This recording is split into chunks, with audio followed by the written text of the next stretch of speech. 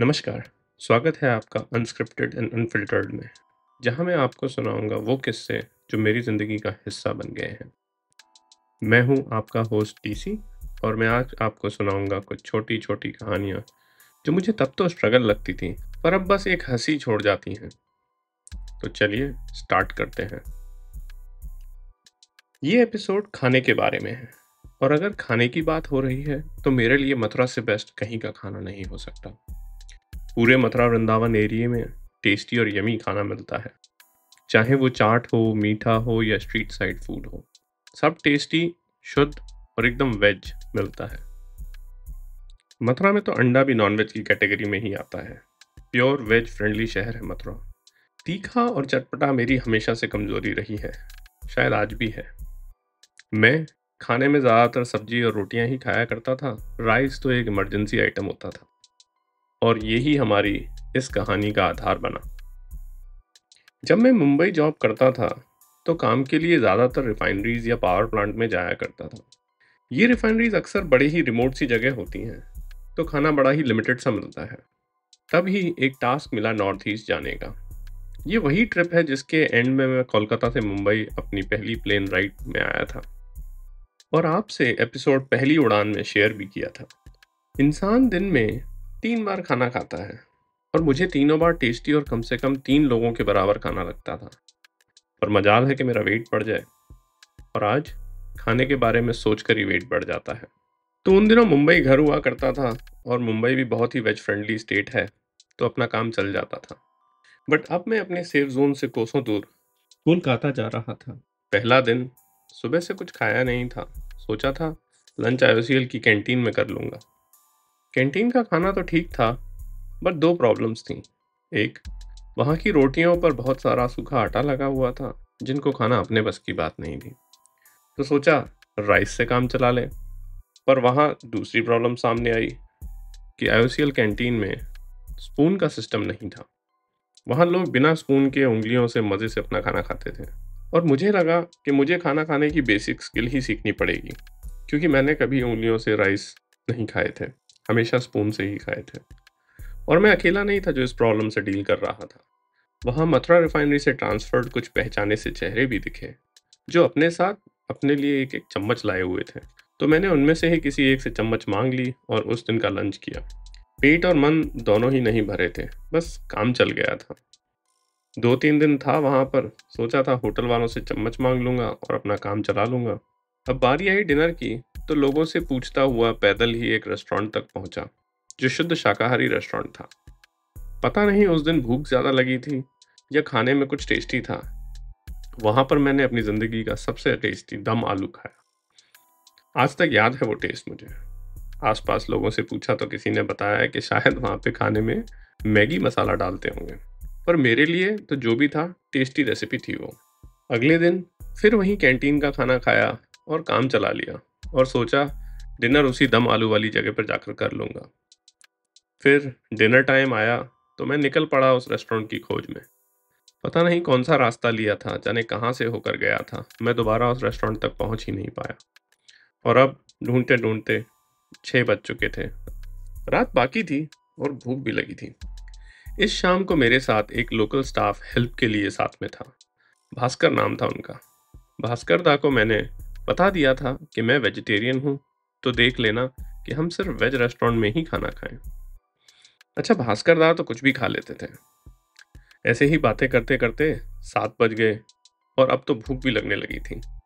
लेकिन अभी मुंबई में बैठे अपने बॉस, जिनको पहली उड़ान में मैंने साहिब नाम दिया था, उनको अपडेट देने का भी समय हो गया था। तो एक एसटीडी पीसीओ बूथ ढूंढा। जिनको पता नहीं, एसटीडी पीसीओ बूथ से आप पैसे देकर अपनी कॉल कर सकते हैं। तो मैं एक बूथ में चला गया और अपने बॉस को अपडेट देने लगा। बात करते करते सामने रखी पैटिस सैंडविच का ऑर्डर भी कर दिया। दुकानदार ने पूछा कौन सी वाली लोगे, तो मैंने इशारे से उसको बोल दिया वो जो सबसे बड़ी वाली है ना, वो दे दे। मैं अपडेट देते देते आराम से पैटीज खाने लगा। भूख जो जोरों से लगी थी, तो बात करते करते एक और ऑर्डर दे दिया। ये पैटीज भी खत्म होने ही वाली थी और कॉल खत्म हो गई। लास्ट बाइट हाथ में लिए मैं बूथ से बाहर आया और भास्कर दा के साथ जाकर खड़ा हो गया।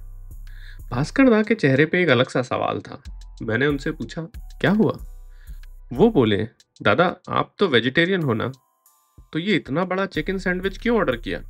वो लास्ट बाइट मेरे मुंह में ही था। मैंने उसको जैसे तैसे दादा की बात इग्नोर करते हुए ख़त्म की और पूरी कोक की बोतल को गंगा जल समझकर पी गया, जैसे वो कोक मेरा पूरा गला साफ कर देगी।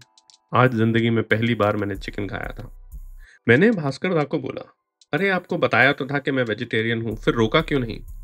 वो बोले, आपने जो ऑर्डर किया मैंने भी वही ऑर्डर कर दिया। मुझे लगा आपको कुछ नया ट्राई करना होगा। फिर मैंने उन्हें समझाया कि मैं शुद्ध वेजिटेरियन हूँ और मुझे कुछ ट्राई नहीं करना है। भूख तो अभी भी लग रही थी। भास्कर दा घर चले गए थे और मैं निकल पड़ा था फिर से एक प्योर रेस्टोरेंट की तलाश में। पर एक होटल मिला था जिसका नाम शायद शर्मा या शंकर भोजनालय था। अच्छा, सीखना मेरी सुपर पावर नहीं थी, इंस्टिंक्ट से काम चलता था। मैं उस होटल में जाकर बैठ गया। वेटर आया तो मैंने उससे बोला कि वेज खाना चाहिए। जाने क्या समझा वो, भालो बोलकर चला गया। वो और लोगों का भी खाना सर्व कर रहा था। दाल, सब्जी और फिश वाले आइटम थे शायद। तभी वो मेरे पास आया और मेरी टेबल पे उसने एक प्लेट रख दी। और जिस चमचे से अभी-अभी वो लोगों को फिश सर्व कर कर आया था, वही डोलची और चमचा लेकर मेरे पास खड़ा हो गया। मुझे दिख रहा था उस चमचे से एक छोटा-सा मछली का टुकड़ा लटक रहा था। उसी चमचे को दाल में डुबोकर पूछने लगा, वेज? और मुझे दाल परोसने लगा। मैंने बोला, रुक जा भाई, क्या कर रहा है? अब ये दाल वेज कहाँ रही? उसकी समझ में नहीं आया और मुझे समझाना भी नहीं था। वो देख जो चुका था मैं। ये बोलकर मैं वहां से बाहर निकल आया। उस रात मैं शायद भूखा ही सोने वाला था और अपने होटल की तरफ वापस जा रहा था।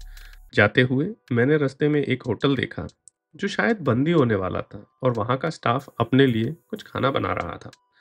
मैंने उनसे जाके पूछा कि भाई कुछ खाने को है क्या? बोला, होटल बंद हो गया है, खाना नहीं है।